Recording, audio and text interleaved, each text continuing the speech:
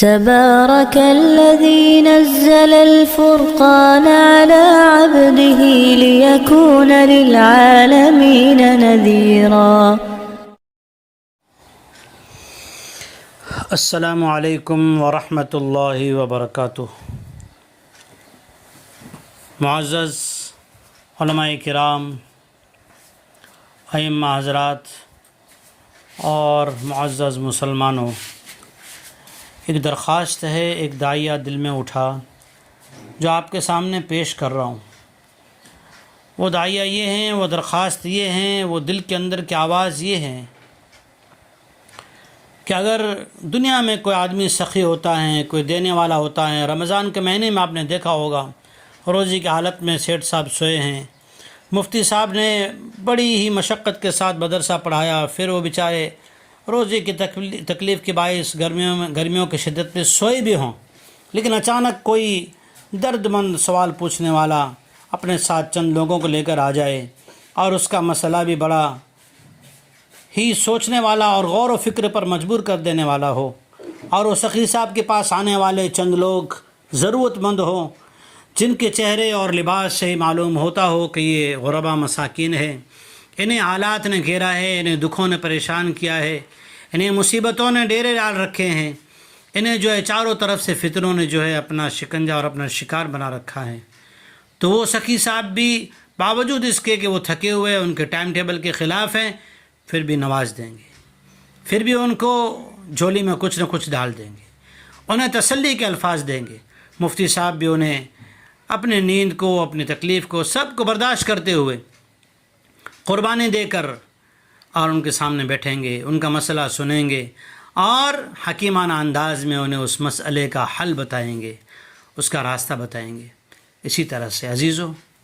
آج 27 رمضان ہے، ساری امت کی نظریں اماموں کی طرف،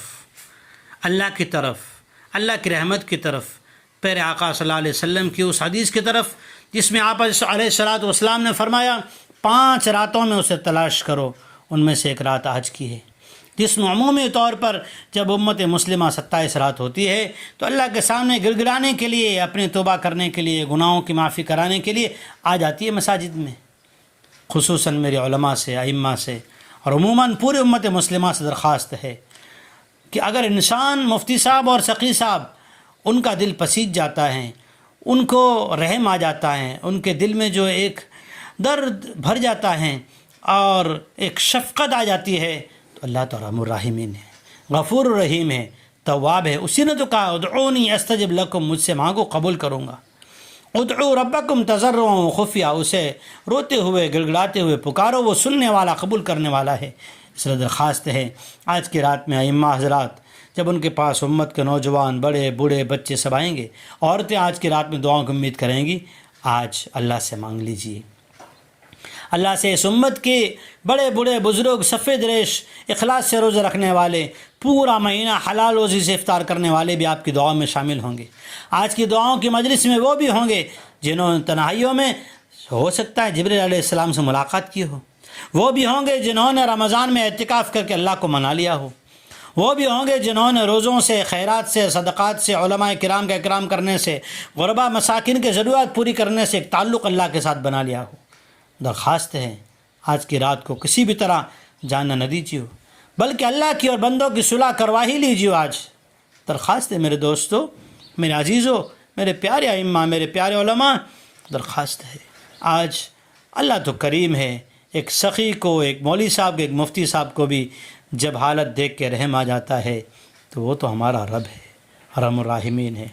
درخواست ہے آج کی دعائیں ضرور مکمل دعائیں کریں، ان میں انہیں نہ بھولیں جنہوں نے اس رمضان میں روزے رکھنے چاہے نہیں رکھ سکے، تراویحیں پڑھنی چاہیے لیکن نہیں پڑھنے دی گئی. کوئی جیلوں کی سلاخوں کے پیچھے ہیں، کوئی ظالموں کے شکنجے میں ہیں، تو کوئی نہ جانے کس حال میں ہیں. درد مندانہ دکھ کے حالات کیا سناؤں، اس لیے اللہ کے سامنے پیش کیجئے گا. امت کی نظریں اے میرے پیارے ائمہ، میرے پیارے علماء، میرے پیارے حافظوں، میرے پیارے مفتیوں، آپ ہی کی طرف ہے. اللہ جل شانہ ہم سب کو اخلاصی مخلصانہ طور پہ دعائیں کرنے کی توفیق عطا فرمائے. اور عزیزو، درخواست ہے اس التجا کو، اس درخواست کو جتنا ہو سکے